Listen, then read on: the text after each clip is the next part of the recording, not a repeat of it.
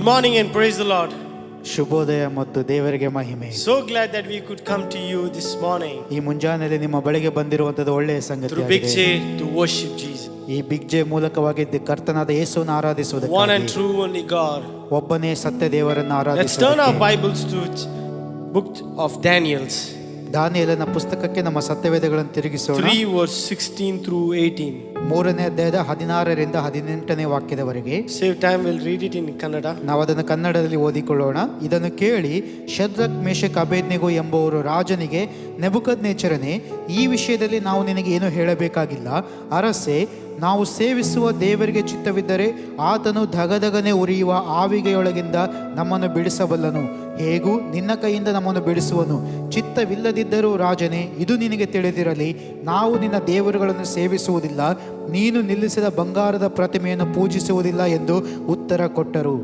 The story goes like this. The thing, ಹಿನ್ನೆಲೆ ಈ ರೀತಿಯಲ್ಲಿದೆ.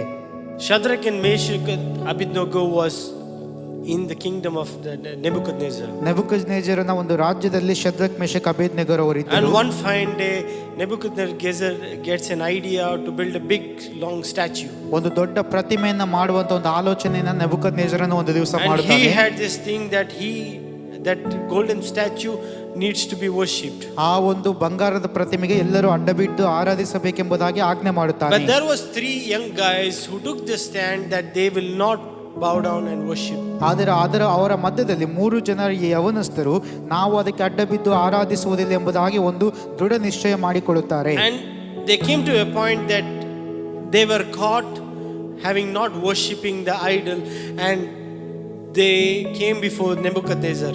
ಅವರು ಆರಾಧನೆ ಮಾಡದೆ ನೆಬೂಕದ್ನೆಚ್ಚರನ ಮುಂದೆ ಬಂದು ನಿಲ್ಲುವಂತ ಪರಿಸ್ಥಿತಿ ಬರುತ್ತದೆ. And this is what a beautiful statement they had to be. It's a very brave, bold statement that they had to make. ಅವರು ಈ ಒಂದು ತುಂಬಾ ಒಂದು ಧೈರ್ಯದಾಯಕವಾದಂತ ದೃಢವಾದಂತ ಒಂದು ಯಾವುದೇ ಚಂಚಲವಿಲ್ಲದಿರುವಂತ ಈ ಒಂದು ಹೇಳಿಕೆಯನ್ನು ಅವರು ಹೇಳ್ತಾರೆ.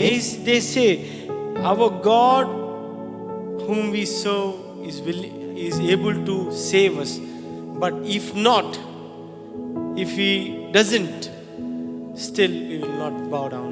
ಅವರು ಹೇಳುತ್ತಾರೆ, ನಾವು ಸೇವಿಸುವ ದೇವರಿಗೆ ಆತನು ನಮ್ಮಿಂದ ಬಿಡಿಸಲು ಶಕ್ತನಾಗಿದ್ದಾನೆ, ಒಂದು ವೇಳೆ ಬಿಡಿಸದೆ ಹೋದರೂ ಕೂಡ ನಾವು ಇದನ್ನು ಮಾಡುವುದಿಲ್ಲ ಎಂಬುದಾಗಿ. Such a bold and beautiful statement that they have. ಎಂತಹ ಒಂದು ಧೈರ್ಯದಾಯಕವಾದಂತ ಒಂದು ಹೇಳಿಕೆಯನ್ನು ಅವರು ಕೊಡುತ್ತಾರೆ ನೋಡಿರಿ. Probably we may not go through similar kind of experience. ಅಂತಹ ಒಂದು ಸನ್ನಿವೇಶದಲ್ಲಿ ನಾವು ಹಾದು ಹೋಗಿರ್ಲಿಕ್ಕಿಲ್ಲ ಬಹುಶಃ. But we would all go through some kind of experience where we can take a stand for God. ನಾವೆಲ್ಲರೂ ಕೂಡ ಕೆಲವು ಅನುಭವಗಳಲ್ಲಿ ಹಾದು ಹೋಗುತ್ತೇವೆ, ಅಲ್ಲಿ ನಾವು ದೇವರಿಗೋಸ್ಕರ ದೃಢ ನಿಶ್ಚಯವನ್ನು ಮಾಡಬೇಕಾಗಿ ಬರುತ್ತದೆ. The Bible talks is offering our bodies as a living sacrifice. ನಮ್ಮ ಶರೀರವನ್ನ ಜೀವವುಳ್ಳ ಯಜ್ಞವಾಗಿ ಸಮರ್ಪಿಸುವುದರ ಬಗ್ಗೆ ಸತ್ಯವೇದ ಹೇಳುತ್ತದೆ. That is worship. ಅದು ಆರಾಧನೆಯಾಗಿದೆ. No, here they offered their lives to God, and that was a worship to God. ಅವರು ತಮ್ಮನ್ನೇ ತಮ್ಮ ಜೀವಿತಗಳನ್ನೇ ದೇವರಿಗೆ ಅಲ್ಲಿ ಅರ್ಪಿಸಿರುವುದನ್ನು ನೋಡುತ್ತೇವೆ, ಅದು ಒಂದು ಆರಾಧನೆಯಾಗಿತ್ತು. And this morning I want to invite you and your families. You might be doing something, just set everything aside and give your time and this moment, precious moment to God. ನೀವು ಈ ಸಮಯದಲ್ಲಿ ಎಂತಹ ಸನ್ನಿವೇಶದಲ್ಲಿ ಹಾದು ಹೋಗುತ್ತಾ ಇದ್ದರೂ ಕೂಡ ನಾನು ನಿಮ್ಮನ್ನು ಆಹ್ವಾನಿಸಲು ಬಯಸ್ತೇನೆ. ನೀವು ಕುಟುಂಬವಾಗಿ ನೀವು ಈ ಒಂದು ಆರಾಧನೆಯಲ್ಲಿ ಪಾಲ್ಗೊಳ್ಳಿರಿ. ಕರ್ತನ ಕಡೆಗೆ ನಿಮ್ಮ ಮುಖವನ್ನು ತಿರುಗಿಸಿ ಬೇರೆ ಎಲ್ಲ ವಿಷಯಗಳಿಂದ ನಿಮ್ಮನ್ನು ದೂರ ಮಾಡಿಕೊಳ್ಳಿರಿ. Let's sing this song. ಯೇಸುವಿನ ಹಿಂದೆ ನಾನು ನಡೆವೆ, ತಿರುಗಿ ನೋಡಲಾರೆ. ಯೇಸುವಿನ ಹಿಂದೆ ನಾವು ನಡೆಯುವೆವು ಎಂಬುದಾಗಿ, ತಿರುಗಿ ನೋಡುವುದಿಲ್ಲ ಎಂಬುದಾಗಿ ನಾವು ಹಾಡಿ ದೇವರನ್ನು ಮಹಿಮೆ ಪಡಿಸುವ.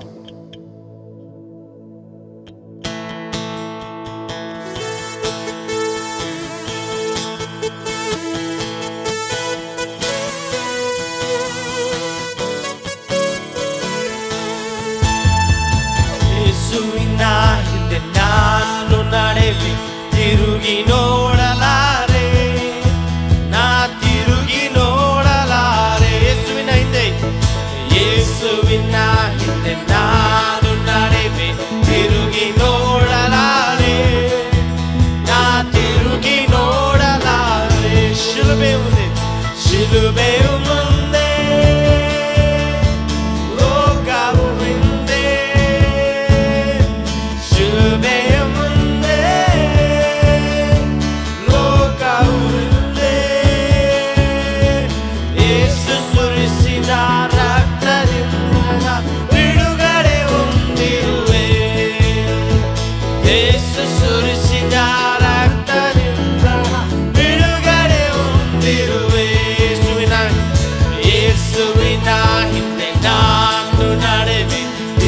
ತಿರುಗಿ ನೋಡಲಾರೆ, ನಾ ತಿರುಗಿ ನೋಡಲಾ. ಯೇಸುವಿನ ಹಿಂದೆ, ಯೇಸುವಿನ ಹಿಂದೆ ನಾನು ನಡೆವೆ, ತಿರುಗಿ ನೋಡಲಾರೆ, ನಾ ತಿರುಗಿ ನೋಡಲಾರೆ. ಲೋಕದ ಹೆಮ್ಮೆ, ಲೋಕದ ಹೆಮ್ಮೆ, ಆಸ್ತಿ ಐಶ್ವರ್ಯ ಎಲ್ಲವೂ ತ್ಯಜಿಸಿರುವೆ. ಲೋಕದ ಹೆಮ್ಮೆ, ಆಸ್ತಿ ಐಶ್ವರ್ಯ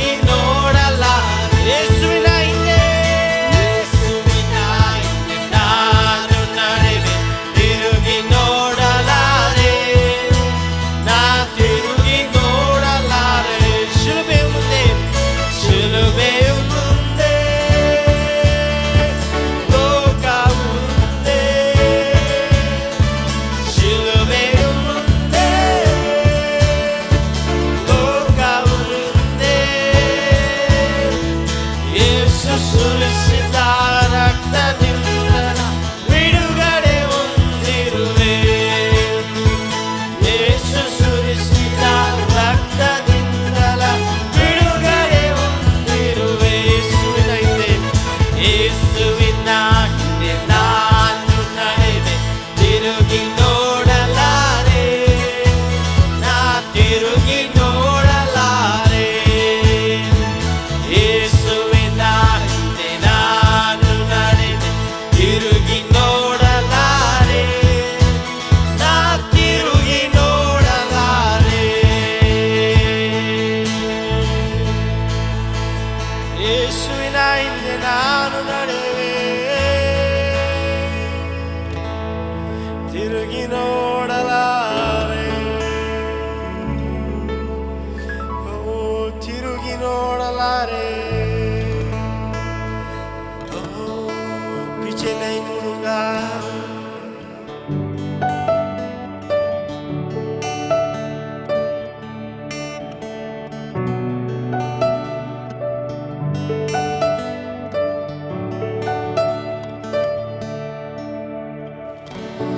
कैसा प्यार है तेरा,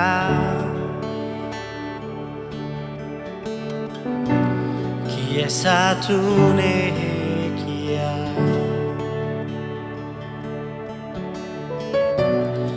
तेरा प्राण दे दिया,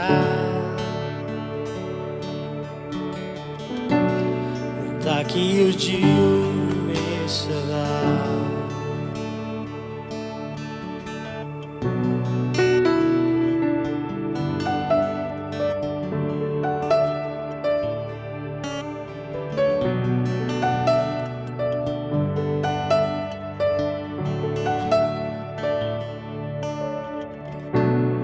कैसा प्यार है तेरा,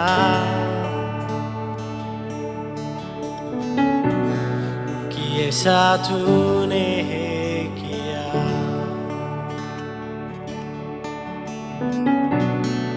तेरा प्राण दे दिया,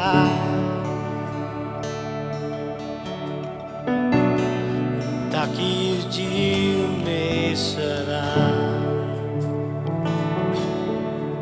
शैतान को हरा दिया, पापों को जड़ से उखाड़ दिया, मुझे घेर लिया नए गीत से. अब मैं जी उठा नई शक्ति से, पीछे नहीं मुड़ूंगा, हार नहीं मानूंगा, बढ़ता रहूंगा संग तेरे. पीछे नहीं मुड़ूंगा, हार नहीं मानूंगा, बढ़ता रहूंगा संग तेरे.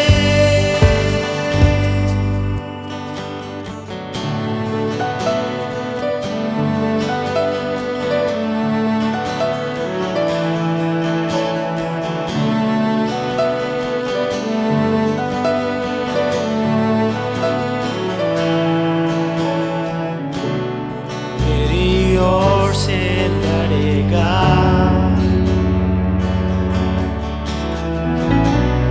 कभी हाथ न छोड़ेगा.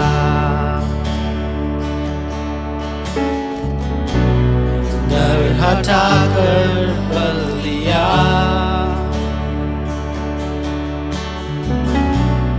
जीत तूने मुझे दिया.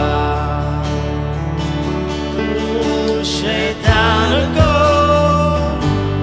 हरा दिया, पापों को जड़ से उखाड़ दिया, मुझे घेर लिया नए गीत से. मैं जी उठा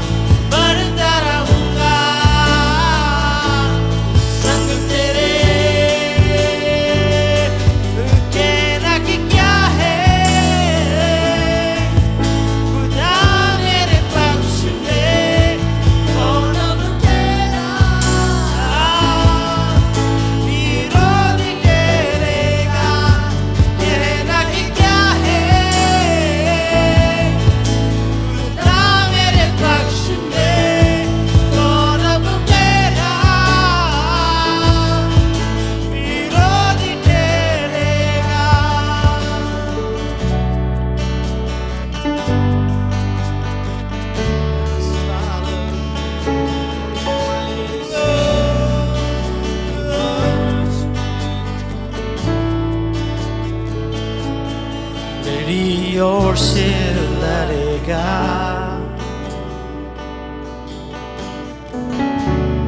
कभी हाथ ना छोड़ेगा। डरा कर बल दिया, जीत तूने मुझे दिया। शैतान को हरा दिया, पापों को जड़ से उखाड़ दिया। मुझे घेर लिया नए गीत से, मैं जी उठा नई शक्ति से। पीछे नहीं मुड़ूंगा, हार नहीं मानूंगा, बढ़ता रहूंगा संग तेरे। पीछे नहीं मुड़ूंगा, हार नहीं मानूंगा, बढ़ता रहूंगा संग तेरे। पीछे नहीं मुड़ूंगा, हार नहीं मानूंगा, बढ़ता रहूंगा संग तेरे। कहना कि क्या है, खुदा मेरे पक्ष में, कौन अब मेरा विरोधी ठहरेगा। कहना कि क्या है, खुदा मेरे पक्ष में, कौन अब मेरा विरोधी ठहरेगा। पीछे नहीं मुड़ूंगा, हार नहीं मानूंगा, बढ़ता रहूंगा संग तेरे। पीछे नहीं मुड़ूंगा, ಹಿಂತಿರುಗುವುದಿಲ್ಲ हार ದೇವರೇ, नहीं मानूंगा, ಸೋಲುವುದಿಲ್ಲ ಕರ್ತನೇ, बढ़ता रहूंगा ಮುನ್ನಡೆಯುವೆನು संग तेरे। ನಿನ್ನೊಂದಿಗೆ ದೇವರೇ. Lord, whether you bless me or not, ದೇವರೇ, ನೀ ನನ್ನನ್ನು ಆಶೀರ್ವದಿಸಿದರೂ ಆಶೀರ್ವದಿಸದೇ ಇದ್ದರು that we will need to follow you. We will follow you. ನಾವು ನಿನ್ನನ್ನೇ ಹಿಂಬಾಲಿಸುವೆವು ಕರ್ತನೆ. That Lord, whether we experience your fullness or not, we want to follow you. ನಿನ್ನ ಪರಿಪೂರ್ಣತೆಯನ್ನು ನಾವು ಅನುಭವಿಸಿದರೂ ಅನುಭವಿಸದೇ ಇದ್ದರೂ ನಿನ್ನನ್ನು ಹಿಂಬಾಲಿಸುವೆವು ದೇವರೇ. Whether we have health or we don't have health, we want to follow you. ಆರೋಗ್ಯವನ್ನು ಹೊಂದಿಕೊಂಡಿದ್ದರೂ ಆರೋಗ್ಯವಿಲ್ಲದಿದ್ದರೂ ಕೂಡ ನಿನ್ನನ್ನೇ ಹಿಂಬಾಲಿಸುವೆವು ದೇವರೇ. Whether there is always joy or whether there is always sadness, we want to still follow you. ಸಂತೋಷವಿದ್ದರೂ ದುಃಖವಿದ್ದರೂ ನಿನ್ನನ್ನೇ ಹಿಂಬಾಲಿಸುವೆವು ಕರ್ತನೆ. Whether we live or whether we die, we want to follow you to the last breath of our lives. ನಾವು ಜೀವಿಸಿದರೂ ನಾವು ಸತ್ತರೂ ನಮ್ಮ ಕೊನೆಯ ಉಸಿರಿನವರೆಗೂ ನಿನ್ನನ್ನೇ ಹಿಂಬಾಲಿಸುವೆವು ಕರ್ತನೆ. The last breath, Lord. ಕೊನೆಯ ಉಸಿರಿನವರೆಗೂ ದೇವರೇ. That we would declare, we would dedicate ourselves ನಮ್ಮನ್ನೇ ನಾವು ಪುನಃ ನಿನಗೆ ಸಮರ್ಪಿಸಿಕೊಡುತ್ತೇವೆ, to follow you, ನಿನ್ನನ್ನು ಹಿಂಬಾಲಿಸಲು, taking the cross ಶಿಲುಬೆಯನ್ನು ಹೊತ್ತುಕೊಂಡು and following you, ನಿನ್ನನ್ನೇ ಹಿಂಬಾಲಿಸಲು ಕರ್ತನೆ. and denying ourselves ನಮ್ಮನ್ನೇ ನಾವು ತ್ಯಾಗ ಮಾಡಿದೆವರೇ and following you, Lord. ನಮ್ಮನ್ನು ಅಲ್ಲಗಳೆದು ನಿನ್ನನ್ನು ಹಿಂಬಾಲಿಸುವಂತೆ. Lord, be glorified. ನೀನೇ ಮಹಿಮೆ ಹೊಂದು ದೇವರೇ. May our worship this morning be a pleasing worship to you, Lord. ನಮ್ಮ ಆರಾಧನೆಯು ನಿನಗೆ ಮೆಚ್ಚುಗೆ ಆಗಿರಲಿ ದೇವರೇ. We give the rest of the time into your hands. ಮುಂದಿನ ಸಮಯಗಳನ್ನು ನಿನ್ನ ಕೈಯಲ್ಲಿ ಒಪ್ಪಿಸಿಕೊಡುತ್ತೇವೆ. Take complete control. ಪೂರ್ಣ ಹತೋಟಿಯನ್ನು ತೆಗೆದುಕೋ. Speak to us through your word. ನಮ್ಮ ಸಂಗಡ ಈ ದಿನ ಮಾತನಾಡು ದೇವರೇ. We give you glory and honor in Jesus' name. Amen. ಮಹಿಮೆ ಘನತೆ ನಿನಗೆ ಸಲ್ಲಿಸಿ ಯೇಸುವಿನ ನಾಮದಲ್ಲಿ ಪ್ರಾರ್ಥಿಸಿದ್ದೇವೆ ತಂದೆಯೇ. Amen. Praise the Lord. Praise the Lord. Hallelujah. Hallelujah. Once again, it is our privilege to listen to the word of God. ದೇವರ ವಾಕ್ಯವನ್ನು ಕೇಳುವಂಥದ್ದು ನಮ್ಮ ಸೌಭಾಗ್ಯವಾಗಿದೆ. By understanding the word of God, that God is going to bless us. ದೇವರ ವಾಕ್ಯವನ್ನು ಅರ್ಥ ಮಾಡಿಕೊಳ್ಳುವಾಗ ದೇವರು ನಮ್ಮನ್ನು ಆಶೀರ್ವದಿಸ್ತಾನೆ. And our life will be transformed according to the word of God. ಮತ್ತು ನಮ್ಮ ಜೀವಿತವು ದೇವರ ವಾಕ್ಯದ ಪ್ರಕಾರ ಮಾರ್ಪಡುತ್ತಾ ಹೋಗುತ್ತದೆ. So let us open our hearts in prayer.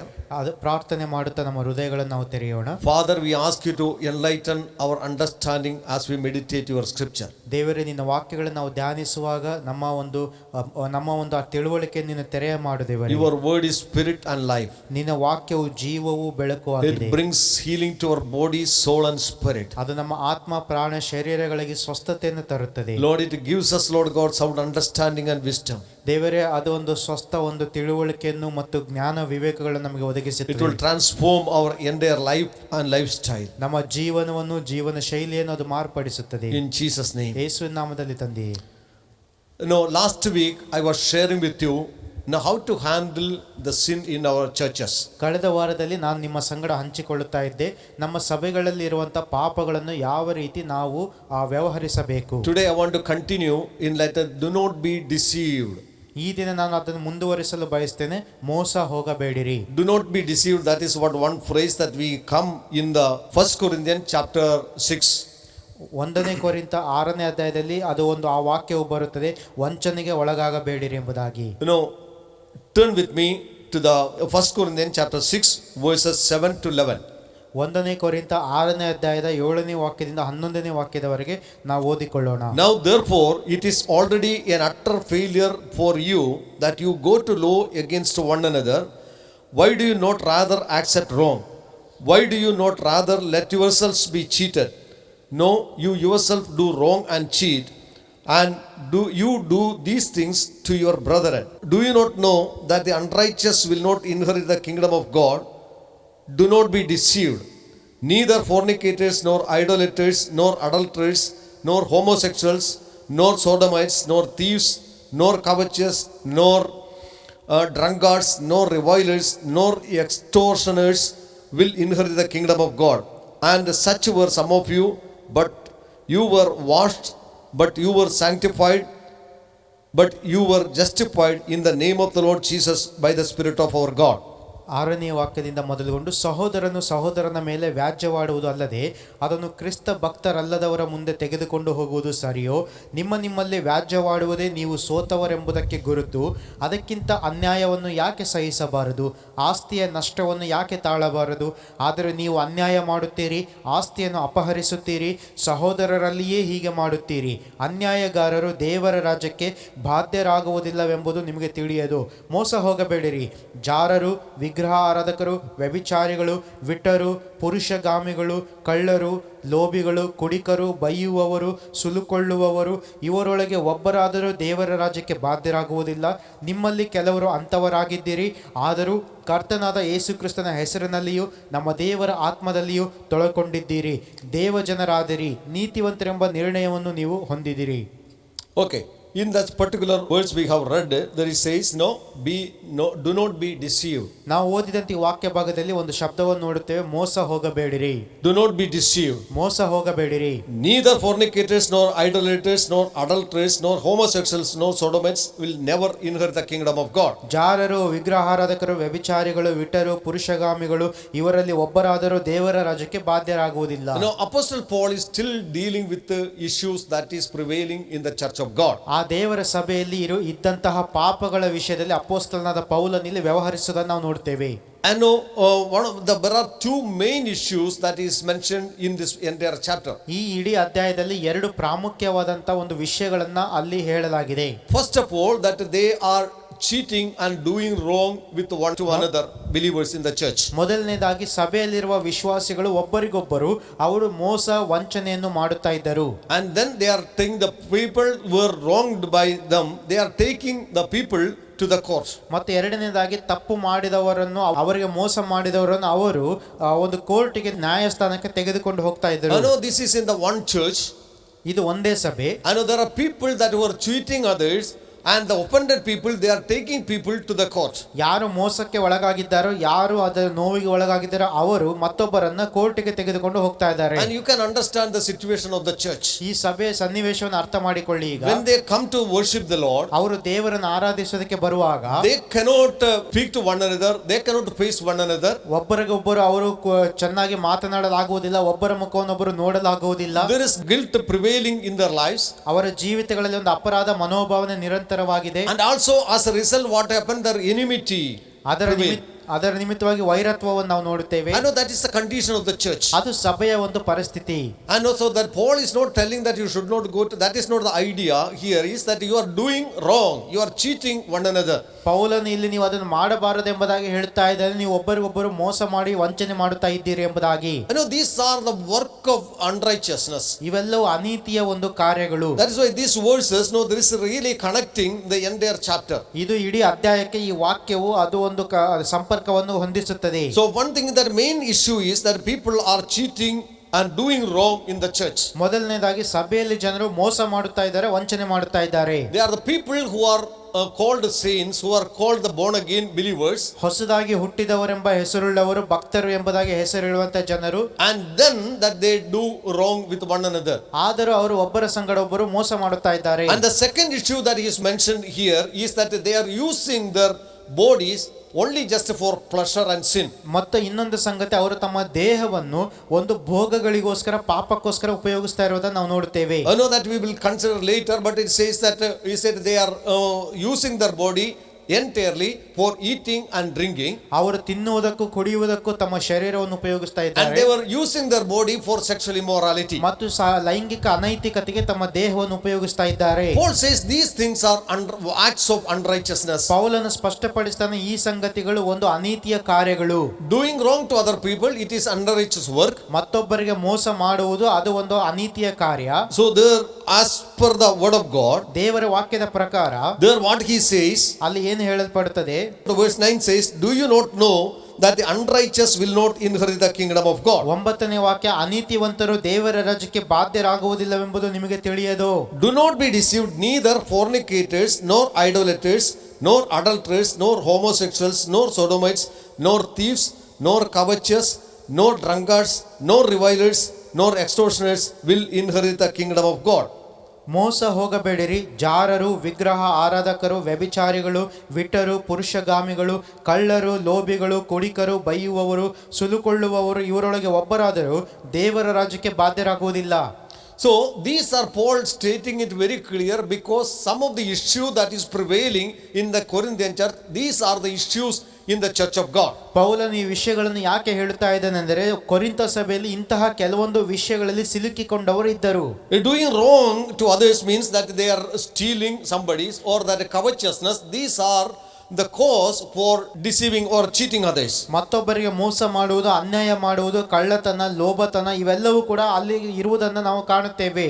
And then all the other things that is mentioned about their physical bodies. ಮತ್ತೊಂದು ಅವರ ಶರೀರದ ಬಗ್ಗೆ ಹೇಳಲ್ಪಟ್ಟಿದೆ. Okay, he says that those who do such kind of things, or the unrighteous, they will not inherit the kingdom of God. ಅವರು ಸ್ಪಷ್ಟಪಡಿಸ್ತಾನೆ, ಅನೀತಿಯ ಕಾರ್ಯಗಳನ್ನು ಮಾಡುವವರು ದೇವರ ರಾಜ್ಯಕ್ಕೆ ಬಾಧ್ಯರು ಆಗುವುದಿಲ್ಲ. That Jesus Christ came into this world to preach the kingdom of God. ಯೇಸು ಕ್ರಿಸ್ತನು ಈ ಲೋಕದಲ್ಲಿ ಬಂದದ್ದು ದೇವರ ರಾಜ್ಯದ ಕುರಿತಾಗಿ ಸಾರುವುದಕ್ಕೆ. And he want each and every person to inherit the kingdom of God. ಪ್ರತಿಯೊಬ್ಬರು ದೇವರ ರಾಜ್ಯಕ್ಕೆ ಬಾಧ್ಯರಾಗಬೇಕೆನ್ನುವುದು ಆತನ ಆಸೆಯಾಗಿದೆ. I know that is the reason that Paul was going to places after places and speaking the gospel. ಅದರ ನಿಮಿತ್ತವೇ ಪೌಲನು ಸ್ಥಳದಿಂದ ಸ್ಥಳಕ್ಕೆ ಹೋಗಿ ದೇವರ ವಾಕ್ಯವನ್ನು, ಸುವಾರ್ತೆಯನ್ನು ಸಾರುತ್ತಿದ್ದನು. He came to the Corinthian church, and also established the church or preached the gospel, so that these people may inherit the kingdom of God. ಅವನು ಈ ಒಂದು ಕೊರಿಂಥಕ್ಕೂ ಬಂದು ಈ ಕೊರಿಂಥ ಸಭೆಯನ್ನು ಸ್ಥಾಪಿಸಿದನು, ದೇವರ ವಾಕ್ಯವನ್ನು ಸಾರಿ ಈ ಜನರು ಕೂಡ ದೇವರ ರಾಜ್ಯಕ್ಕೆ ಬಾಧ್ಯರಾಗಬೇಕೆಂಬುದಾಗಿ. Because of the current prevailing issues in the church,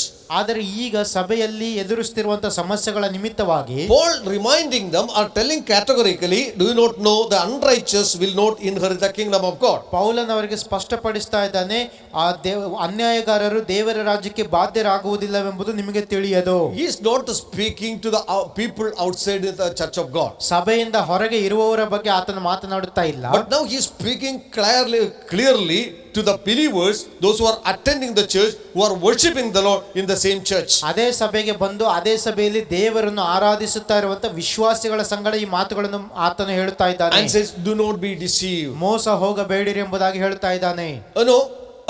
In the later Paul says in verse 11, ಮುಂದಿನ ವಾಕ್ಯದಲ್ಲಿ 11ನೇ ವಾಕ್ಯದಲ್ಲಿ ಪೌಲನು ಹೇಳುತ್ತಾನೆ, and such were some of you, but you were what? You were sanctified, you were justified in the name of the Lord Jesus Christ by the Spirit of God. ನಿಮ್ಮಲ್ಲಿ ಕೆಲವರು ಅಂತವರಾಗಿದ್ದೀರಿ, ಆದರೂ ಕರ್ತನಾದ ಯೇಸು ಕ್ರಿಸ್ತನ ಹೆಸರಿನಲ್ಲಿಯೂ ನಮ್ಮ ದೇವರ ಆತ್ಮನಲ್ಲಿಯೂ ನೀವು ತೊಳೆದುಕೊಂಡಿದ್ದೀರಿ. So from that word we can clearly understand some of the people, they were washed from the sins. ನಾವು ನೋಡುತ್ತೇವೆ ಅಲ್ಲಿ ಕೆಲವರು ಅಂತಹ ಪಾಪಗಳ ಹಿನ್ನೆಲೆಯಿಂದ ಬಂದವರು. See, Paul doesn't say that all the unrighteous people never will inherit the kingdom of God. ಪೌಲನು ಈ ರೀತಿಯಲ್ಲಿ ಹೇಳುವುದಿಲ್ಲ ಎಲ್ಲ ಅನೀತಿವಂತರು ದೇವರ ರಾಜ್ಯಕ್ಕೆ ಬಾಧ್ಯರಾಗುವುದಿಲ್ಲ ಎಂಬುದಾಗಿ. No, but he clearly says some of you were such kind of people. ಆದರೆ ಅವನು ಹೇಳುತ್ತಾನೆ ನಿಮ್ಮಲ್ಲಿ ಕೆಲವರು ಅಂತವರಾಗಿದ್ದೀರಿ. But now because that you repented of your sins and believed in the gospel, ಈಗ ನೀವು ಆ ಪಾಪಗಳಿಗೆ ಪಶ್ಚಾತ್ತಾಪ ಪಟ್ಟಿದ್ದರಿಂದ ಈ ಸುವಾರ್ತೆಯನ್ನು ನಂಬಿದ then ನಿಮಿತ್ತವಾಗಿ he says you are washed. ನೀವು ತೊಳೆಯಲ್ಪಟ್ಟಿದ್ದೀರಿ ಎಂಬುದಾಗಿ ಹೇಳುತ್ತಾನೆ. That washed and you were sanctified and you were justified. ನೀವು ತೊಳೆಯಲ್ಪಟ್ಟಿರಿ, ದೇವ ಜನರಾದಿರಿ ಮತ್ತು ನೀತಿವಂತರೆಂಬ ನಿರ್ಣಯವನ್ನು ಹೊಂದಿದಿರಿ. Now as you believe in the Lord Jesus Christ and his gospel, ನೀವು ಯೇಸು ಕ್ರಿಸ್ತನಲ್ಲಿಯೂ ಆತನ ಸುವಾರ್ತೆಯಲ್ಲಿಯೂ ಭರವಸೆ ಬಿಡುವ ಸಮಯದಲ್ಲಿ see that you are washed by the blood of Jesus. ನೀವು ಯೇಸುವಿನ ರಕ್ತದಿಂದ ತೊಳೆಯಲ್ಪಟ್ಟವರಾಗಿದ್ದೀರಿ. You are made clean before God. ದೇವರ ಮುಂದೆ ನೀವು ಪರಿಶುದ್ಧರಾಗಿದ್ದೀರಿ. Then says you are sanctified by the Spirit of God. ಮತ್ತೆ ಮುಂದೆ ನಾವು ನೋಡುತ್ತೇವೆ ದೇವರ ಆತ್ಮನಿಂದ ನೀವು ದೇವ ಜನರಾದಿರಿ, ಪ್ರತಿಷ್ಠಿಸಲ್ಪಟ್ಟಿರಿ. Sanctified means it is separated from sin, separated from the world and separated unto God. ಪ್ರತಿಷ್ಠಿಸಲ್ಪಡುವುದೆಂದರೆ ಲೋಕದಿಂದಲೂ ಪಾಪದಿಂದಲೂ ಪ್ರತ್ಯೇಕಿಸಲ್ಪಡುವುದು ಮತ್ತು ದೇವರಿಗೋಸ್ಕರ ಪ್ರತ್ಯೇಕಿಸಲ್ಪಡುವುದು. We are separated from the world, from the common thing. We are separated unto God to be a holy people. ಸಾಮಾನ್ಯವಾದ ಸಂಗತಿಗಳಿಂದ ನಾವು ದೇವರಿಗೋಸ್ಕರ ಪರಿಶುದ್ಧ ಜನರಾಗುವುದಕ್ಕೆ ಪ್ರತ್ಯೇಕಿಸಲ್ಪಟ್ಟವರಾಗಿದ್ದೇವೆ. And third thing, that you are justified before God. ಮೂರನೇದಾಗಿ ನೀತಿವಂತರೆಂಬ ನಿರ್ಣಯವನ್ನು ಹೊಂದಿದ್ದೀರಿ ದೇವರ ಮುಂದೆ. I know this, the heavens court declared you and me are righteous people or justified. That means as though there is no sin in our lives. ಪರಲೋಕದ ನ್ಯಾಯಸ್ಥಾನವು ನನ್ನನ್ನು ನಿನ್ನನ್ನು ನೀತಿವಂತರೆಂಬುದಾಗಿ ನಿರ್ಣಯ ಮಾಡಿದೆ. ಅದರ ಅರ್ಥ ಇನ್ನು ಯಾವುದೇ ಪಾಪವಿಲ್ಲ ಎನ್ನುವ ರೀತಿಯಲ್ಲಿ. No, that means God has removed every guilt from us. ಅದರ ಅರ್ಥ ಎಲ್ಲ ಅಪರಾಧ ನಿರ್ಣಯವನ್ನು ದೇವರು ನಮ್ಮಿಂದ ತೆಗೆದು ಹಾಕಿದ್ದಾನೆ. Punishment of sin, ಪಾಪದ ದಂಡನೆಯನ್ನು ತೆಗೆದಿದ್ದಾನೆ through the blood of Jesus Christ or through the court prediction of God. ಯೇಸು ಕ್ರಿಸ್ತನ ರಕ್ತದ ಮೂಲಕ ಆ ಒಂದು ದೇವರ ನ್ಯಾಯಸ್ಥಾನದ ಒಂದು ನೀತಿ ನಿರ್ಣಯದ ಮೂಲಕ. Beloved, these are some of the acts that God has done at when we believe in Jesus Christ. ನಾವು ಯೇಸುವಿನಲ್ಲಿ ನಂಬಿಕೆ ಇಡುವಾಗ ದೇವರು ಮಾಡಿದಂತ ಕೆಲವು ಕಾರ್ಯಗಳು ಇವಾಗಿವೆ ಪ್ರಿಯರೇ. No, salvation involves so many things other than these things. ಇಷ್ಟು ಮಾತ್ರವಲ್ಲ, ರಕ್ಷಣೆಯಲ್ಲಿ ಇನ್ನೂ ಕೆಲವು ಸಂಗತಿಗಳಿವೆ. No, I do not have time to explain everything because it will take time to explain all these subjects. ಈ ಪ್ರತಿಯೊಂದು ಶಬ್ದಗಳನ್ನು ಪ್ರತ್ಯೇಕವಾಗಿ ವಿವರಿಸಲು ಸಮಯ ತಾಗುವುದರಿಂದ ನಾನು ಅದನ್ನು ವಿವರಿಸಲು ಹೋಗುವುದಿಲ್ಲ. In our salvation there is regeneration is involved. ಆ ಒಂದು ರಕ್ಷಣೆಯಲ್ಲಿ ಒಂದು ಹೊಸದಾಗಿ ಹುಟ್ಟುವುದು ಇರುವಂತದಾಗಿದೆ. There is a redemption is involved. ಅದರಲ್ಲಿ ವಿಮೋಚನೆ ಇದೆ, reconciliation is there, ಸಂಧಾನವಿದೆ, adoption is there. ಅದರಲ್ಲಿ ಒಂದು ಸ್ವೀಕರಿಸುವಿಕೆ ಇದೆ. So many things are involved in the work of salvation. ಆ ರಕ್ಷಣೆಯಲ್ಲಿ ಅನೇಕ ಸಂಗತಿಗಳು ಅಲ್ಲಿ ಇರುವಂತದಾಗಿದೆ. Okay, time permits that we can go in later, but today what I want to tell is, today our position in Christ Jesus, we are what? Sanctified and justified according to this particular passage. ಮುಂದೆ ಸಮಯ ಸಿಗುವಾಗ ಅವುಗಳನ್ನು ವಿವರಿಸಲು ಬಯಸ್ತೇನೆ. ಆದರೆ ಈಗ ಈ ಒಂದು ವಾಕ್ಯ ಭಾಗದ ಪ್ರಕಾರ ನಾವು ದೇವರಲ್ಲಿ ನೀತಿವಂತರಾಗಿದ್ದೇವೆ ಎಂಬ ನಿರ್ಣಯವನ್ನು ಹೊಂದಿದ್ದೇವೆ. So now he says, he is in this context only that he is speaking to the people of the church of God. ಇದೇ ಒಂದು ಹಿನ್ನೆಲೆಯಲ್ಲಿ ಅವನು ಸಭೆಯೊಂದಿಗೆ ಮಾತನಾಡುತ್ತಾ ಇದ್ದಾನೆ. You are a saved people. ನೀವು ರಕ್ಷಿಸಲ್ಪಟ್ಟವರು. God has washed you. ದೇವರು ನಿಮ್ಮನ್ನು ತೊಳೆದಿದ್ದಾನೆ, sanctified you, ನಿಮ್ಮನ್ನು ಶುದ್ಧೀಕರಿಸಿದ್ದಾನೆ, justified you, ನಿಮ್ಮನ್ನು ನೀತಿವಂತರೆಂಬುದಾಗಿ ನಿರ್ಣಯಿಸಿದ್ದಾನೆ. After that you become a holy people. Now if you continue to do acts of unrighteousness, ನೀವು ಪರಿಶುದ್ಧರಾಗಿ ಮಾಡಲ್ಪಟ್ಟ ನಂತರ ನೀವು ಅನೀತಿಯ ಕಾರ್ಯಗಳನ್ನು ಮಾಡುತ್ತಾ ಮುಂದುವರಿಯುವುದಾದರೆ, he says that no, and the unrighteous people will never inherit the kingdom of God. ಪೌಲನು ಹೇಳ್ತಾನೆ ಅನೀತಿವಂತರು ದೇವರ ರಾಜ್ಯಕ್ಕೆ ಬಾಧ್ಯರಾಗುವುದೇ ಇಲ್ಲ. All those issues or the specific sins that is mentioned here that were practiced in the Corinthian church. ಇಲ್ಲಿ ಹೇಳಲ್ಪಟ್ಟ ಈ ಪ್ರತಿಯೊಂದು ಪಾಪಗಳು, ನಿರ್ದಿಷ್ಟವಾದ ಶಬ್ದಗಳ ಪಾಪಗಳು ಪಾಪಗಳು ಆ ಕೊರಿಂಥ ಸಭೆಯಲ್ಲಿ ಮಾಡುವಂತಹ So that is ಪಾಪಗಳಾಗಿದ್ದವು. why Paul reminding them, do not be deceived. ಅದಕ್ಕೆ ಪೌಲನ್ ಅವರಿಗೆ ಎಚ್ಚರಿಸ್ತಾ ಇದ್ದಾನೆ, ಮೋಸ ಹೋಗಬೇಡಿರಿ. Even though that you are a holy people, ನೀವು ಪರಿಶುದ್ಧರಾದ ಜನರಾದರೂ ಕೂಡ, you are the believers in Christ Jesus, ಕ್ರಿಸ್ತ ಯೇಸುವಿನಲ್ಲಿ ವಿಶ್ವಾಸಿಗಳಾದರೂ ಕೂಡ, still you can be deceived. ಆದರೂ ನೀವು ಮೋಸ ಹೋಗಬಹುದು. No, that people can be deceived. ಜನರು ಮೋಸ ಹೋಗಬಹುದು. I can be deceived. ನಾನು ಮೋಸ ಹೋಗಬಹುದು. You can be deceived. ನೀವು ಮೋಸ ಹೋಗಬಹುದು. The Bible says that deception is the work of the enemy or Satan. Bible ಹೇಳುತ್ತದೆ ಮೋಸ ಮಾಡುವಂತದ್ದು, ವಂಚಿಸುವಂತದ್ದು ಅದು ಸೈತಾನನ ಒಂದು ತಂತ್ರವಾಗಿದೆ. Satan is the one, the devil is the one that who deceives people. ಜನರನ್ನು ಮೋಸ ಮಾಡುವಂತವನು ಸೈತಾನನು ತಾನೇ ಆಗಿದ್ದಾನೆ. He came right into the Garden of Eden. Eden ತೋಟದಲ್ಲಿ ಅವನು ಬಂದನು. There that he deceived Adam and Eve. ಅಲ್ಲಿ ಆದಾಮ ಹವ್ವಳನ್ನು ವಂಚಿಸಿದನು. By twisting the truth of God. ದೇವರ ಸತ್ಯವನ್ನು ತಿರುಚುವುದರ ಮೂಲಕ, And just adding something to the word of God. ದೇವರ ವಾಕ್ಯಕ್ಕೆ ಹೆಚ್ಚಿನ ಶಬ್ದಗಳನ್ನು ಸೇರಿಸುವುದರ ಮೂಲಕ, Putting a question mark in the mind of people. ಮತ್ತು ಜನರ ಮನಸ್ಸಿನಲ್ಲಿ ಪ್ರಶ್ನಾರ್ಥಕ ಚಿಹ್ನೆಗಳನ್ನು So ಹಾಕುವುದರ just ಮೂಲಕ twisted the truth of God. ದೇವರ ಸತ್ಯವನ್ನು ತಿರುಚುವಾಗ, And as a result, ಅದರ ನಿಮಿತ್ತವಾಗಿ the Eve believed that wrong is right. ಆ ಹವ್ವಳು ಸುಳ್ಳನ್ನು ಸತ್ಯವೆಂಬುದಾಗಿ ನಂಬಿದಳು. And as a result, they were deceived. ಅದರ ನಿಮಿತ್ತವಾಗಿ ಅವರು ವಂಚಿಸಲ್ಪಟ್ಟರು. And through that deception, only sin entered in the world. ಆ ವಂಚನೆಯ ಮೂಲಕ ಪಾಪವು ಲೋಕದೊಳಗೆ ಪ್ರವೇಶಿಸಿತು. So that even after our salvation, ನಮ್ಮ ರಕ್ಷಣೆಯ ನಂತರವೂ ಕೂಡ the devil tried to deceive us. ಸೈತಾನ ನಮ್ಮನ್ನು ವಂಚಿಸಲು ಪ್ರಯತ್ನಿಸ್ತಾ ಇರ್ತಾನೆ. Do not be deceived. ಮೋಸ ಹೋಗಬೇಡಿರಿ. So that is the warning, or that is a thing that Paul says here. ಪೌಲನು ಅಂತಹ ಎಚ್ಚರಿಕೆಯನ್ನು ಇಲ್ಲಿ ಕೊಡುವವನಾಗಿದ್ದಾನೆ. The devil tried to twist the truth of God's word. ಸೈತಾನನು ಒಂದು ದೇವರ ವಾಕ್ಯವನ್ನು ತಿರುಚಲು ಬಯಸ್ತಾನೆ. I know why that he is explaining all these things, because beloved, that some of the references I am giving here today, I would like you to write it down in a notebook. ನಾನು ಇಲ್ಲಿ ಹೇಳುತ್ತಿರುವಂತ ಕೆಲವೊಂದು ರೆಫರೆನ್ಸ್ಗಳನ್ನ, ಉಲ್ಲೇಖಗಳನ್ನು ನೀವು notebook ಅಲ್ಲಿ ಬರೆದಿಟ್ಟುಕೊಳ್ಳಬೇಕಾಗಿ ನಾನು ಕೇಳಿಕೊಳ್ಳುತ್ತೇನೆ. After the service, that you can continue to meditate and read. ಇದನ್ನು service ಆದ ಮೇಲೆ ಆ ವಾಕ್ಯಗಳನ್ನು ಓದಿರಿ, ಅರ್ಥ ಮಾಡಿಕೊಳ್ಳಿರಿ. Paul had a real fear of the Corinthian believers. ಕೊರಿಂಥ ಸಭೆಯ ವಿಶ್ವಾಸಿಗಳ ಬಗ್ಗೆ ಪೌಲನಿಗೆ ನಿಜವಾಗಲೂ ಭಯವಿತ್ತು. And in the 2 Corinthians chapter 11 verses 3 and 4, ಎರಡನೇ ಕೊರಿಂಥ 11ನೇ ಅಧ್ಯಾಯದ 3 ಮತ್ತು 4ನೇ ವಾಕ್ಯ. what was the fear of Apostle Paul concerning the believers in the church in Corinth? ಕೊರಿಂಥ ಸಭೆಯಲ್ಲಿರುವ ವಿಶ್ವಾಸಿಗಳ ಕುರಿತಾಗಿ ಪೌಲನ ಭಯ ಏನಾಗಿತ್ತು? Later on, earlier he says, I have betrothed you to one man, one husband, that is the Lord Jesus Christ. ಅದಕ್ಕಿಂತಲೂ ಮುಂಚೆ ಅವನು ಆ ವಾಕ್ಯದಕ್ಕಿಂತ ಮುಂಚೆ ಹೇಳ್ತಾನೆ, ನಿಮ್ಮನ್ನು ಕ್ರಿಸ್ತನೆಂಬ ಒಬ್ಬನೇ ಪುರುಷನಿಗೆ ನಾನು ನಿಶ್ಚಯ ಮಾಡಿದ್ದೇನೆ. But now I fear lest somehow, as the serpent deceived you by his craftiness, so your minds may be corrupted from the simplicity that is in Christ. For if he who comes preaches another Jesus whom we have not preached, or if you receive a different spirit which you have not received, or a different gospel which you have not accepted, you may well put up with it.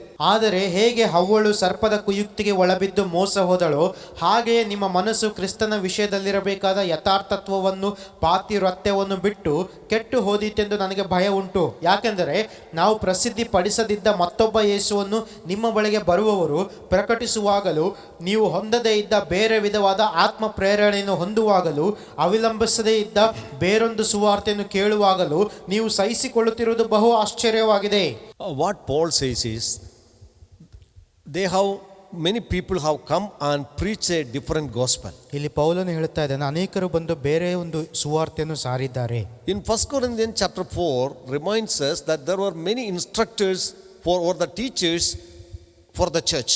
1 ಕೊರಿಂಥ 4ನೇ ಅಧ್ಯಾಯದಲ್ಲಿ ನಾವು ನೋಡ್ತೇವೆ, ಸಭೆಯಲ್ಲಿ ಅನೇಕ ಬೋಧಕರಿದ್ದರು. But he says, I have the only one who begot you, I am your father. ಮತ್ತು ಪೌಲನು ಹೇಳ್ತಾನೆ, ನಾನು ಒಬ್ಬನೇ ನಿಮಗೆ ತಂದೆಯಾಗಿದ್ದೇನೆ. So many people came and preached different doctrines, different kind of a preaching in the church.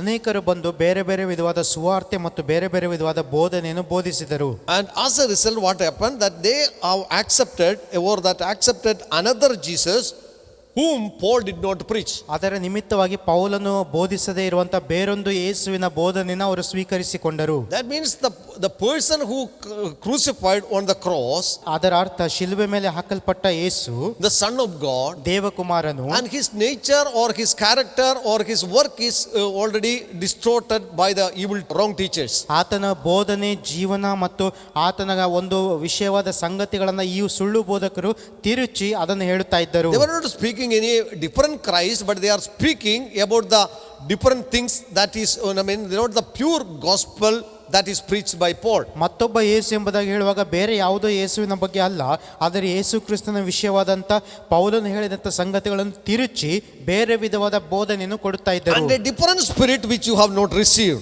ಮತ್ತು ನೀವು ಹೊಂದದೇ ಇರುವಂತ ಬೇರೊಂದು ಆತ್ಮವನ್ನು ಹೊಂದಿದ್ದೀರಿ. A different gospel which you have not accepted. ನೀವು ಸ್ವೀಕರಿಸದೇ ಇರುವಂತ ಬೇರೊಂದು ಸುವಾರ್ತೆಯನ್ನು ನೀವು ಸ್ವೀಕರಿಸಿದ್ದೀರಿ. Somehow in the absence of Paul, the wrong teachers, false apostles came and taught them a different gospel that is not according to the Paul's gospel. ಪೌಲನು ಇಲ್ಲದಿರುವಂತ ಸಮಯದಲ್ಲಿ ಬೇರೆ ಬೇರೆ ಬೋಧಕರು ಬಂದು ಬೇರೆ ಬೇರೆ ವಿಧವಾದಂತಹ ಒಂದು ಬೋಧನೆ ಸುವಾರ್ತೆಯನ್ನು ಅಲ್ಲಿ ಬೋಧಿಸಿದರು. 2 Corinthians chapter 11 verse 13 and 15. 2 ಕೊರಿಂಥ 11ನೇ ಅಧ್ಯಾಯದ 13-14ನೇ ವಾಕ್ಯದಲ್ಲಿ ಪೌಲನು ಹೇಳುತ್ತಾನೆ, For such as false apostles, deceitful workers, transforming themselves into apostles of Christ, and do no wonder, for Satan himself transforms himself into an angel of light.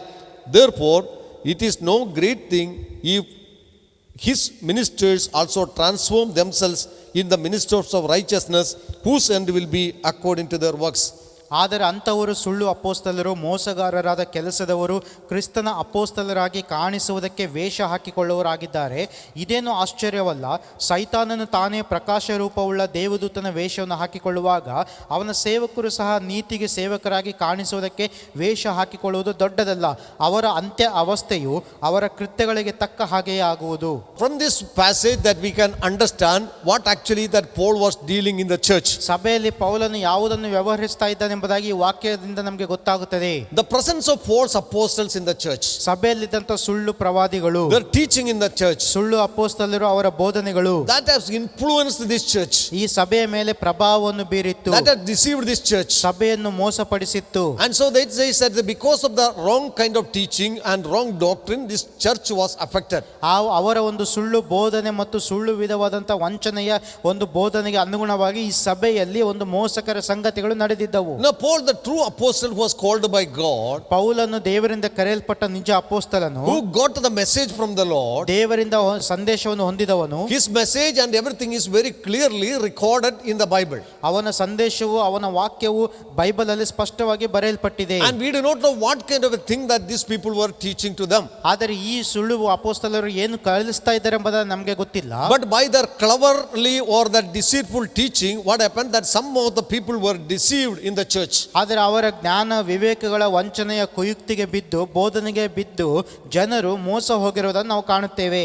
Paul says very clearly in 1 Corinthians chapter 15. ಪೌಲನು 1 ಕೊರಿಂಥ 15ನೇ ಅಧ್ಯಾಯದಲ್ಲಿ ಸ್ಪಷ್ಟವಾಗಿ ಹೇಳುತ್ತಾನೆ, What kind of a message he was preaching, what is the gospel that he was preaching to the church. ಸಭೆಗೆ ಅವನು ಎಂತಹ ಬೋಧನೆಯನ್ನು ಕಲಿಸ್ತಾ ಇದ್ದನು, ಯಾವ ಸುವಾರ್ತೆ ಎಂಬುದಾಗಿ ಅವನು ಹೇಳುತ್ತಾನೆ. Beloved, listen very carefully. ಗಮನಿಸಿ ಕೇಳಿ.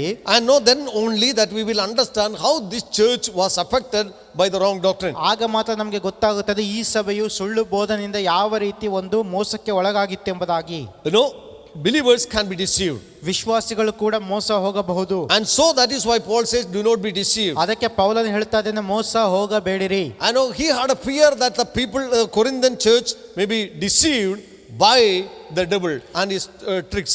ಮತ್ತು ಅವನಿಗೆ ಭಯವಿತ್ತು, ಕೊರಿಂಥ ಸಭೆಯವರು ಎಲ್ಲಿ ಸೈತಾನನಿಂದ ಅವನ ವಂಚನೆಯಿಂದ ವಂಚನೆಗೆ ಒಳಗಾಗುತ್ತಾರೋ ಎಂಬುದಾಗಿ. He has already seen the presence of the false doctrine, false teachers in the church. ಸಭೆಯಲ್ಲಿ ಈಗಾಗಲೇ ಸುಳ್ಳು ಬೋಧಕರು, ಸುಳ್ಳು ಬೋಧನೆಯ ಒಂದು ಇರುವುದನ್ನು ಅವನು ಕಂಡಿದ್ದಾನೆ. He has already seen that people were turned away from the true gospel through the word of God. ನಿಜ ದೇವರ ವಾಕ್ಯದಿಂದ, ನಿಜವಾದ ಒಂದು ಸುವಾರ್ತೆಯಿಂದ ಜನರು ತಿರುಗಿರುವುದನ್ನು ಅವನು ನೋಡುತ್ತಾ ಇದ್ದಾನೆ. That is why Paul says, ಪೌಲನು ಅದಕ್ಕೆ ಹೇಳುತ್ತಾನೆ, in chapter 15 verses 1 to 5. 1 ಕೊರಿಂಥ 15ನೇ ಅಧ್ಯಾಯದ ಮೊದಲ 5 ವಾಕ್ಯಗಳು. I am going through all these scriptures because that it will only give you a clear understanding of the ministry of Paul.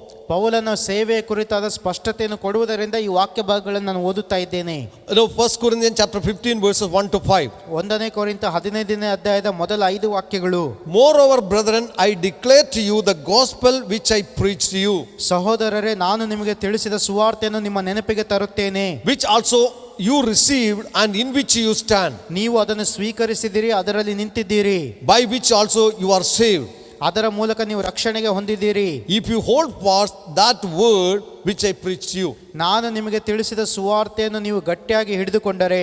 He says that I received it from God, I declared to you openly. ಅವನು ಹೇಳುತ್ತಾ ಇದ್ದಾನೆ, ನಾನು ಇದನ್ನು ದೇವರಿಂದ ಪಡೆದುಕೊಂಡನು, ನಿಮಗೆ ಅದನ್ನು ನೇರವಾಗಿ ತಿಳಿಸಿದೆನು. This is the message you have accepted in the beginning. ಇದನ್ನು ನೀವು ಪ್ರಾರಂಭದಲ್ಲಿ ಸ್ವೀಕರಿಸಿದಿರಿ.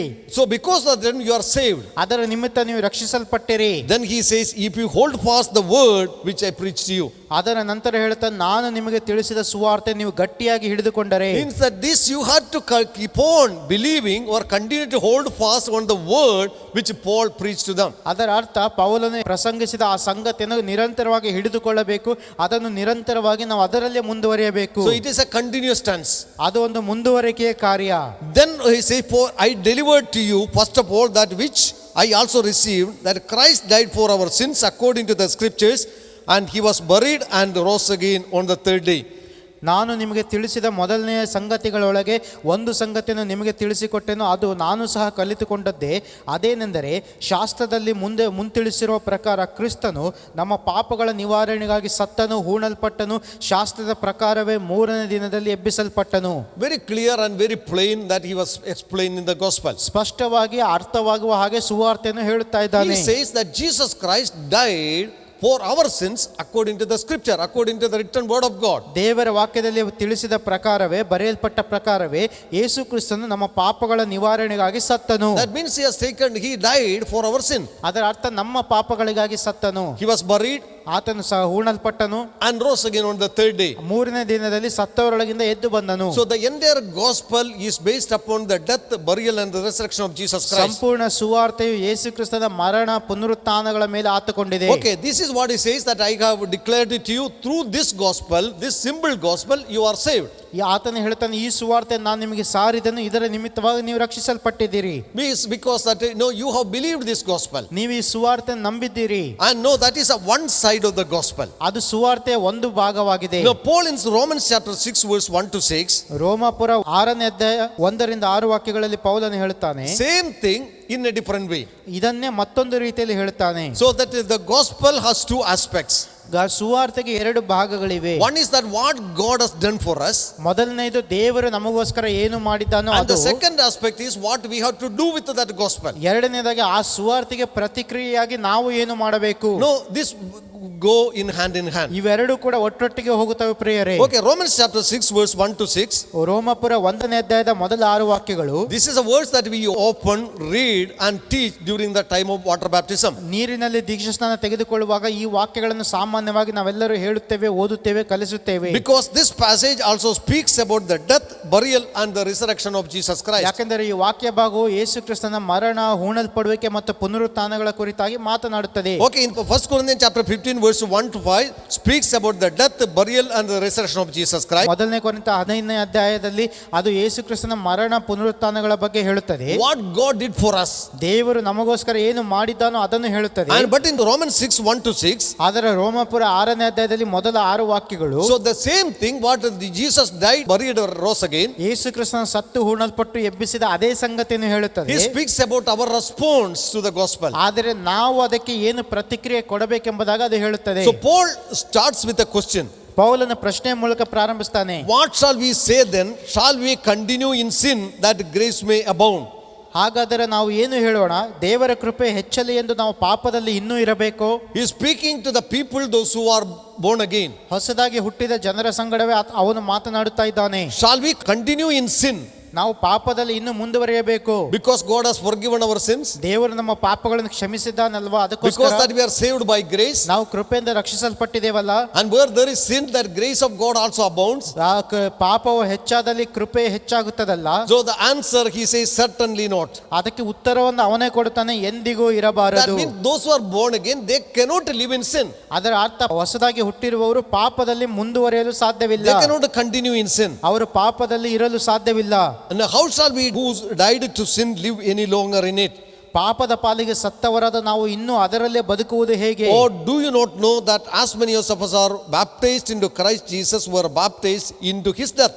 ಕ್ರಿಸ್ತ ಯೇಸುವಿನಲ್ಲಿ ಸೇರುವುದಕ್ಕೆ ದೀಕ್ಷಾಸ್ನಾನ ಮಾಡಿಸಿಕೊಂಡವರಾದ ನಾವೆಲ್ಲರೂ ಆತನ ಮರಣದಲ್ಲಿ ಪಾಲುಗಾರರಾಗುವುದಕ್ಕೆ ದೀಕ್ಷಾಸ್ನಾನ ಮಾಡಿಸಿಕೊಂಡುವುದು ಎಂಬುದು ನಿಮಗೆ ತಿಳಿಯದು. Therefore we were buried with him through baptism into death, And just as Christ was raised from the dead by the glory of the Father, even so we also should walk in newness of life. ಹೀಗಿರಲಾಗಿ ನಾವು ದೀಕ್ಷಾಸ್ನಾನ ಮಾಡಿಸಿಕೊಂಡಾಗ ಆತನ ಮರಣದಲ್ಲಿ ಪಾಲುಗಾರರಾಗಿ ಆತನೊಂದಿಗೆ ಹೂಣಲ್ಪಟ್ಟೆವು.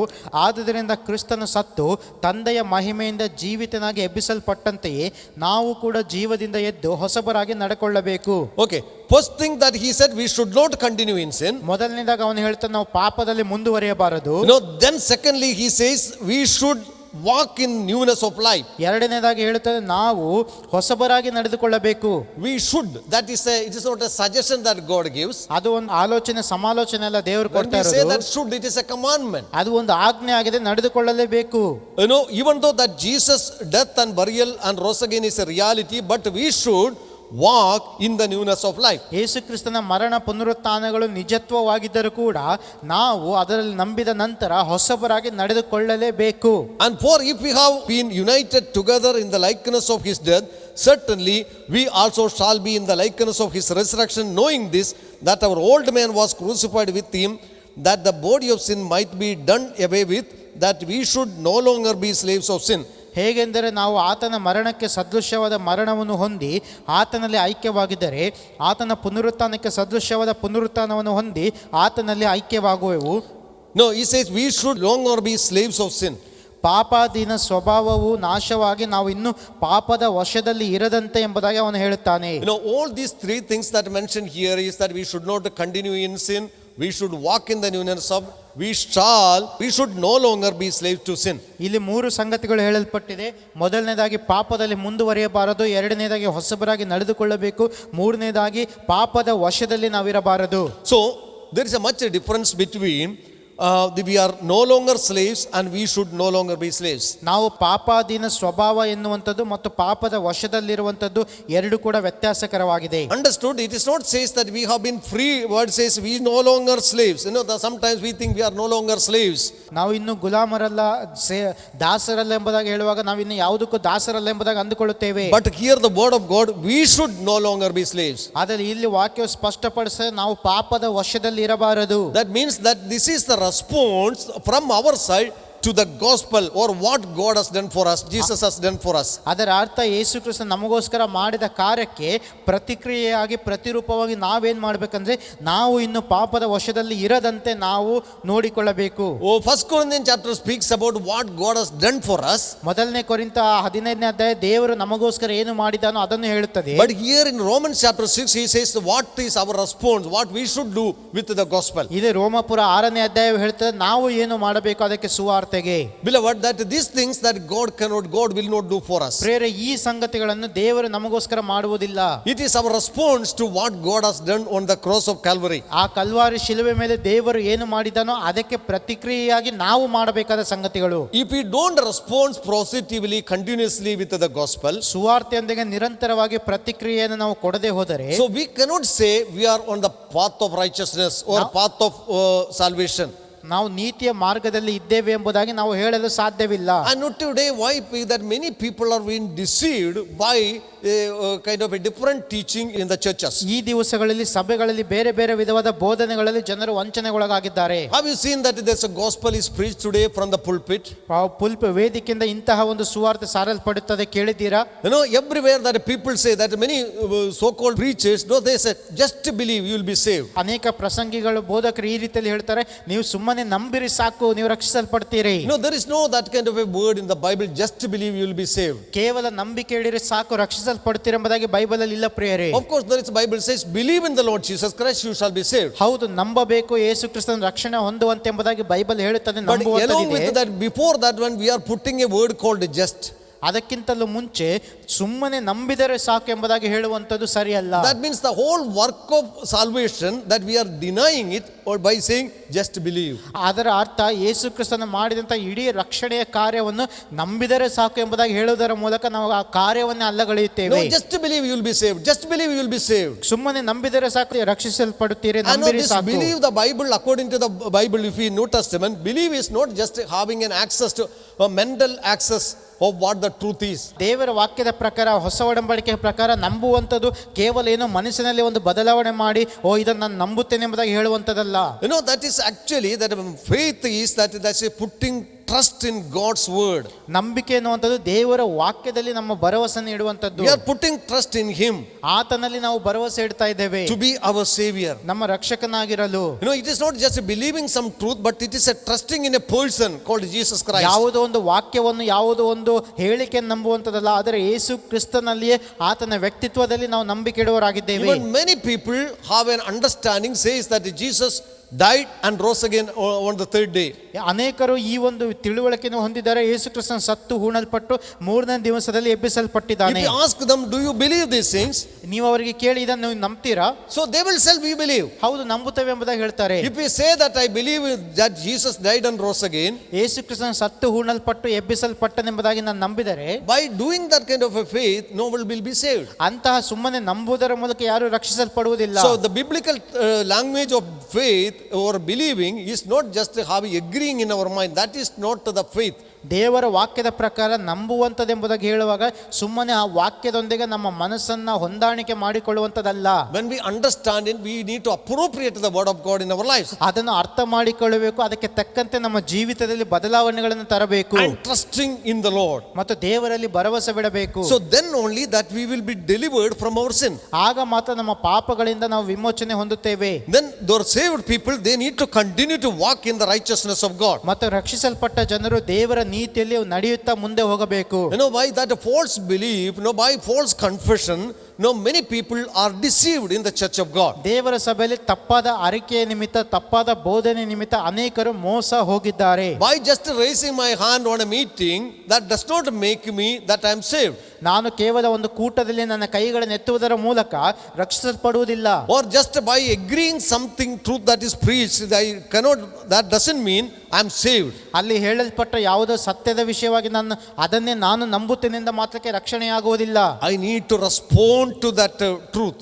ಆ ಸತ್ಯಕ್ಕೆ ನಾನು ಪ್ರತಿಕ್ರಿಯೆ ಕೊಡಬೇಕು. I need to surrender to that truth. ಆ ಸತ್ಯಕ್ಕೆ ನನ್ನನ್ನು ಸಮರ್ಪಿಸಬೇಕು. I need to trust the person Jesus Christ. ಯೇಸು ಕ್ರಿಸ್ತನಾದ ವ್ಯಕ್ತಿಯನ್ನು ಆತನಲ್ಲೇ ನಾವು ನಂಬಿಕೆ ಇಡಬೇಕು. And if we don't have that kind of trust in the Lord Jesus Christ, ಕರ್ತನಾದ ಯೇಸು ಕ್ರಿಸ್ತನಲ್ಲಿ ಅಂತಹ ವಿಶ್ವಾಸವು ನಮ್ಮಲ್ಲಿ ಇಲ್ಲದೆ ಇರುವುದಾದರೆ, surrendering our life to Him, ಆತನಿಗೆ ನಮ್ಮ ಜೀವಿತವನ್ನು ಸಮರ್ಪಿಸಿ ಕೊಡದೆ ಹೋದರೆ, to His lordship, ಆತನ ಒಡೆತನಕ್ಕೆ ನಾವು ಒಪ್ಪಿಸಿ ಕೊಡದೆ ಹೋದರೆ, how can we say that we are saved? ನಾವು ಹೇಗೆ ಹೇಳಲು ಸಾಧ್ಯ ನಾವು ರಕ್ಷಿಸಲ್ಪಟ್ಟಿದ್ದೇವೆ ಎಂಬುದಾಗಿ? And if we say that we are saved and continue to live in that same kind of sin in our lives, ನಾವು ರಕ್ಷಿಸಲ್ಪಟ್ಟಿದ್ದೇವೆ ಎಂಬುದಾಗಿ ಹೇಳಿದ ನಂತರವೂ ಕೂಡ ನಾವು ಅದೇ ರೀತಿಯ ಪಾಪಗಳಲ್ಲಿ ಮುಂದುವರಿಯುತ್ತಾ ಇರುವುದಾದರೆ, cheating one another, ಒಬ್ಬರಿಗೊಬ್ಬರು ಮೋಸ ಮಾಡುವುದು, that taking people to the court, ಜನರನ್ನ ಕೋರ್ಟ್ಗೆ ತೆಗೆದುಕೊಂಡು ಹೋಗುವುದು, friction in the family, ಕುಟುಂಬಗಳಲ್ಲಿ ಜಗಳಗಳು, friction in the church, ಸಭೆಯಲ್ಲಿ ಜಗಳಗಳು, we cannot meet with one another, ಒಬ್ಬರ ಮುಖವನ್ನೊಬ್ಬರು ನೋಡಲಾಗದಿರುವಂತಹ we ಪರಿಸ್ಥಿತಿಗಳು, cannot say praise the Lord to another person, ಮತ್ತೊಬ್ಬ ವ್ಯಕ್ತಿಗೆ ಪ್ರೇಸ್ ಲಾರ್ಡ್ ಹೇಳಲು ಆಗದಿರುವಂತಹ ಸಂಗತಿಗಳು, hiding all things behind us,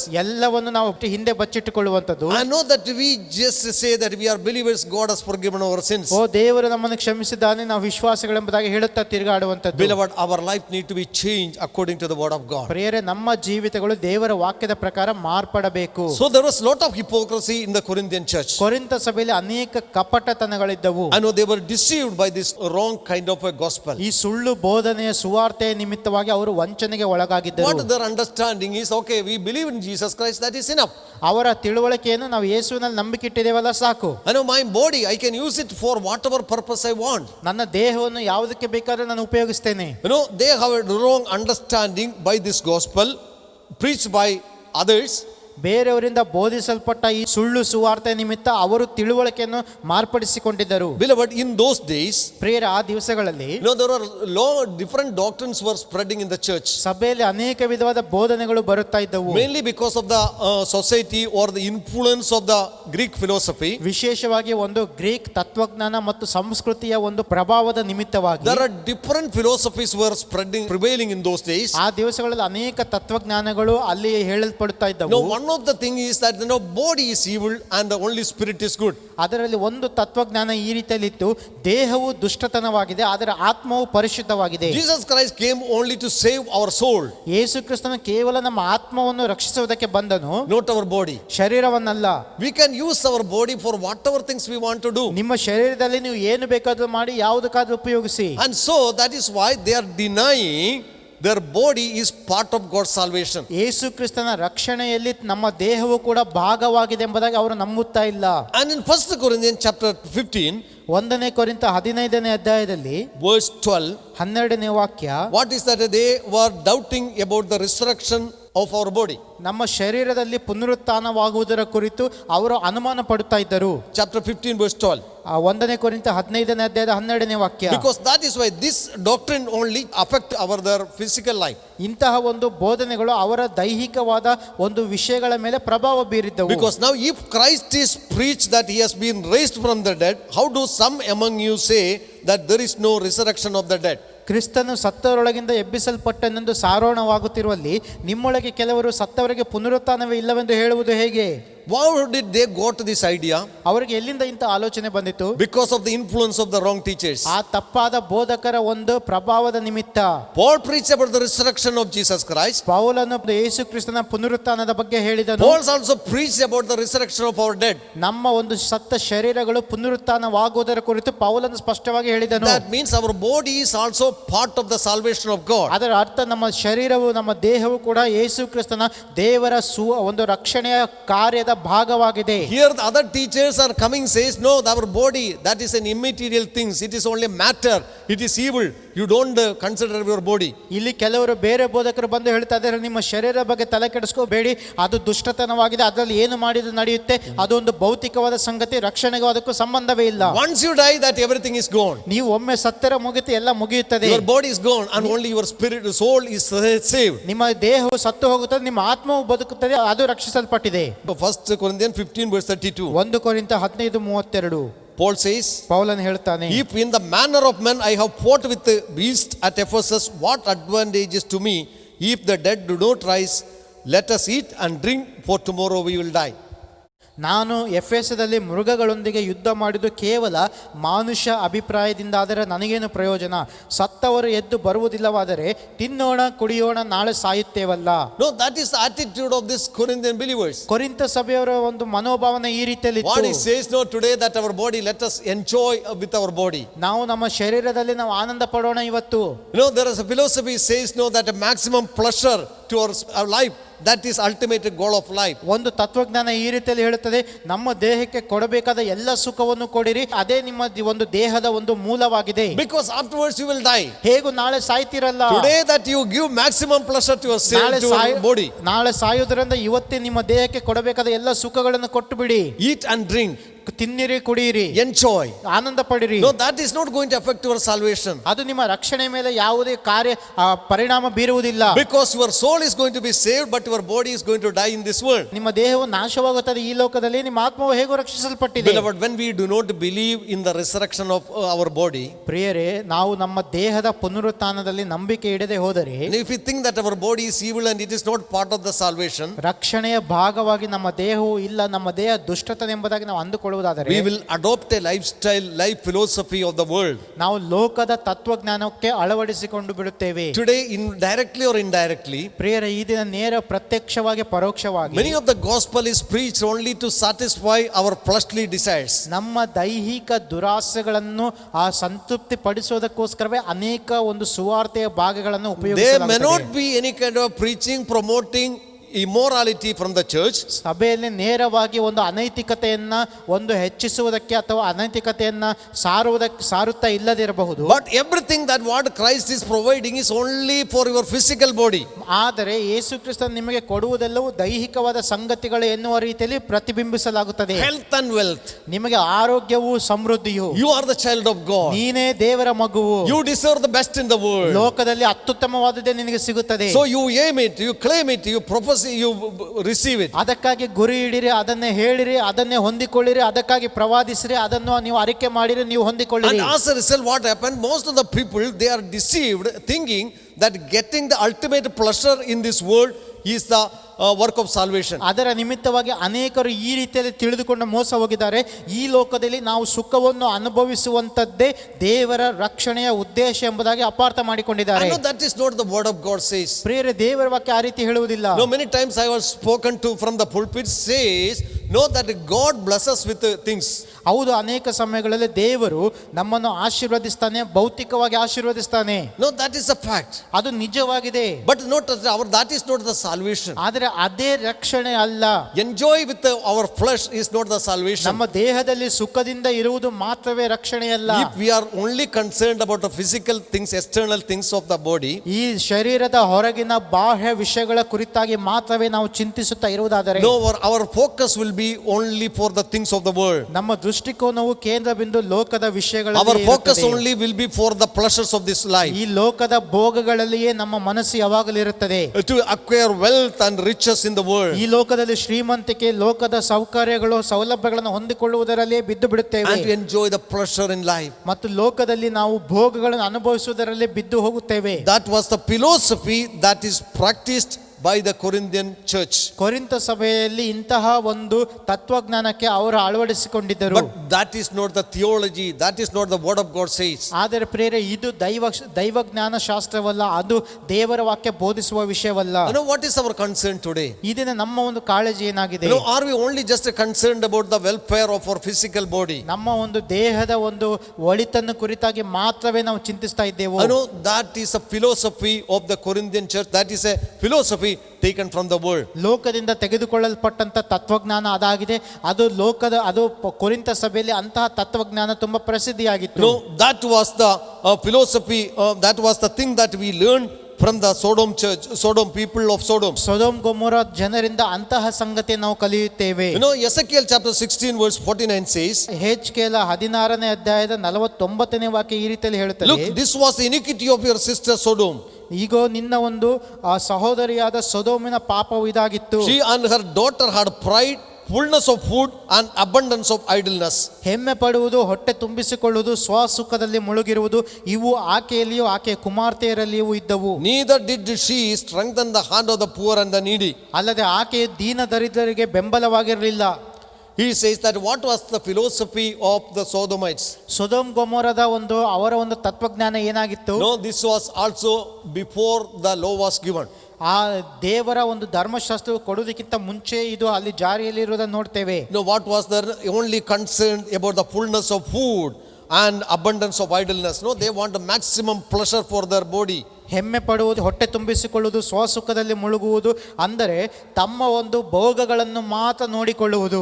If we also adopt the same kind of lifestyle in our life, ನಮ್ಮ ಜೀವಿತಗಳಲ್ಲಿ ಇಂತಹದೇ ಜೀವನ ಶೈಲಿ ನಾವು ಅಳವಡಿಸಿಕೊಳ್ಳುವುದಾದರೆ, beloved, how can we escape the judgment of God? ಪ್ರಿಯರೇ, ದೇವರ ನ್ಯಾಯ ತೀರ್ಪನ್ನು ತಪ್ಪಿಸಿಕೊಳ್ಳುವುದು ಹೇಗೆ? Okay, now I just conclude here.